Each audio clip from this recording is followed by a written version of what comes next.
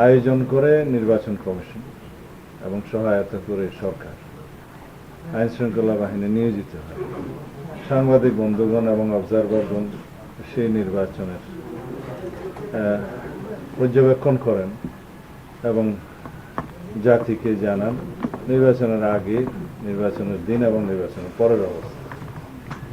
এবং আপনাদের অবজারভেশন রিপোর্টের উপর ভিত্তি করেই এই যে কোনো নির্বাচনের গ্রহণযোগ্যতা, বিশ্বাসযোগ্যতা এবং আন্তর্জাতিকভাবে স্বীকৃতি এগুলো নির্ভর করে। অনেক সময় আমরা বিগত সময়ে দেখেছি, ফেসিবাদী আমলের সময় এই অবজারভারগুলোকে গৃহপালিত হিসেবে বানানো হতো নিজস্ব লোকজন দিয়ে, এবং বিদেশি কিছু মানুষ সাদা সামরাট নিয়ে এসে তাদেরকে আন্তর্জাতিক পর্যবেক্ষক বানানোর বিভিন্ন কুৎসিত ইতিহাস আমরা অতীতে দেখেছি। তা আশা করি যেহেতু এখন দেশে মুক্ত স্বাধীন পরিস্থিতিতে আমরা নির্বাচন অনুষ্ঠান করব ইনশাআল্লাহ, এবং তত্ত্বাবধায়ক সরকার না হলেও অন্তর্বর্তীকালীন সরকারের নেচার, ক্যারেক্টার হচ্ছে তত্ত্বাবধায়ক সরকার।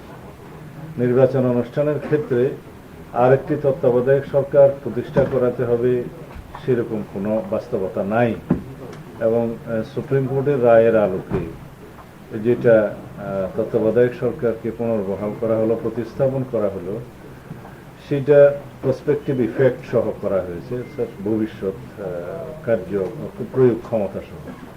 তার মানে হচ্ছে যদি এইবার তত্ত্বাবধায়ক সরকারের ব্যবস্থা করা হয়, তাহলে ইতিমধ্যে যে সমস্ত সময় চলে গিয়েছে, পার্লামেন্ট ডিজলভ হয়েছে, রাষ্ট্র এতদিন চলেছে, সেই ক্ষেত্রে সাংবিধানিক বহু বিষয়ে আবার নজর দিতে হবে। বিধায় আমরা একটা সংস্কারের মধ্যে আছি।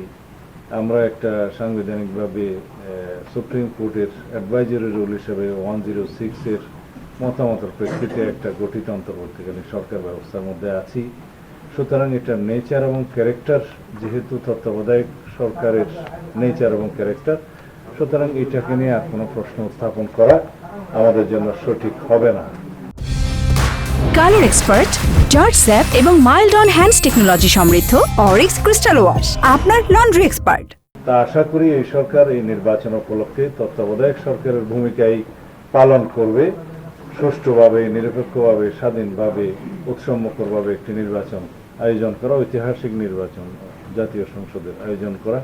সেই নির্বাচনটা জাতীয়ভাবে এবং আন্তর্জাতিকভাবে স্বীকৃত হবে, প্রশংসিত হবে, এবং বাংলাদেশের গণতান্ত্রিক ভিত্তিটা নতুনভাবে শক্ত ভিত্তির উপরে রচিত হবে। এটা আমাদের সবারই প্রত্যাশা। এর মধ্যে ইলেকশন অবজারভার গ্রুপ বা সোসাইটি যাই বলে আপনাদেরকে, আপনাদের ভূমিকাটা থাকবে দলনিরপেক্ষ থেকে আপনারা জাতীয়ভাবে মানুষের পক্ষে আপনাদের ভূমিকা পালন করবেন, এবং আপনারা এই দৃষ্টিতেই কাজ করবেন যাতে ভবিষ্যতে আমাদের নির্বাচনী ব্যবস্থায় যেন অবজারভারদের উপরে আমাদের বিশ্বাস স্থাপন হয়। যদি আপনাদের কর্মকাণ্ডের মধ্য দিয়ে পক্ষপাতিত্ব কোনো রকমের বা রাজনৈতিক দলের প্রতি দুর্বলতা প্রকাশিত হয়, তাহলে ভবিষ্যতে এই নির্বাচনী ব্যবস্থার মধ্যে অবজারভার নিয়োগের ক্ষেত্রে আমরা বিশ্বাস স্থাপন করতে পারবো না।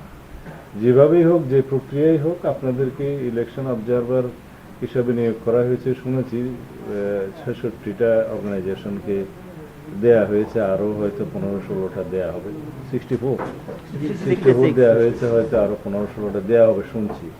তো যাই হোক, এর মধ্যে আবার বিদেশি সংস্থাও নিশ্চয়ই এর বাইরে আছে, হ্যাঁ। তো সুতরাং তারাও আসবে।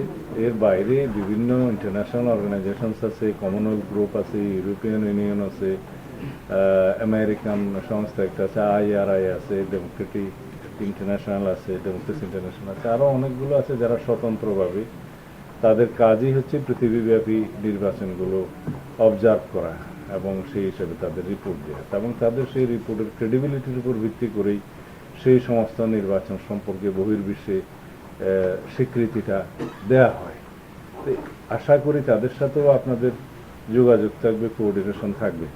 ইন এনি ওয়ে আমরা চাই বাংলাদেশের আগামী নির্বাচনটা যেন সারা পৃথিবীতে একটা ক্রেডিবল, একটা বিশ্বাসযোগ্য একটা স্বীকৃত এবং একটা ঐতিহাসিক নির্বাচন হিসেবে প্রতিষ্ঠা পায়, তাহলে পরে আগামী দিনে ফেসিবাদী শক্তির কোনো রকমের কোনো নির্বাচনী বয়ান সৃষ্টি করার সুযোগ সৃষ্টি হবে না।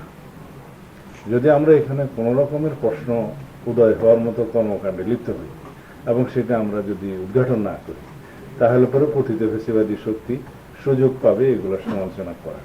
এটাও একটা পদ্ধতি যে ফেসিবাদের উৎখাতের পরে বাংলাদেশের মানুষ পূর্ণাঙ্গ গণতান্ত্রিক চর্চায় লিপ্ত হয়েছে এবং সেই চর্চাকে তারা আপন করে নিয়েছে।